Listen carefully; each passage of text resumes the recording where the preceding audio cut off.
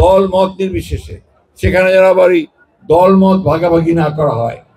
বিএনপির মহাসচিব মির্জা ফখরুল ইসলাম আলমগীর বলেন, আমার জগৎটা এখন রাজনীতির, কিন্তু আমি খেলার মধ্যে রাজনীতি আনার পক্ষে কোনোদিনই নই।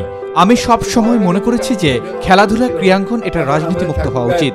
অনেক ছেলে শুক্রবার বিকেলে ঠাকুরগাঁও শহরের শহীদ মোহাম্মদ আলী স্টেডিয়ামে আয়োজিত মির্জা ফখরুল আমিন স্মৃতি টি-20 ক্রিকেট টুর্নামেন্টের ফাইনাল খেলার পুরস্কার বিতরণ অনুষ্ঠানে প্রধান অতিথি হিসেবে বক্তব্য দিতে গিয়ে একথা বলেন তিনি।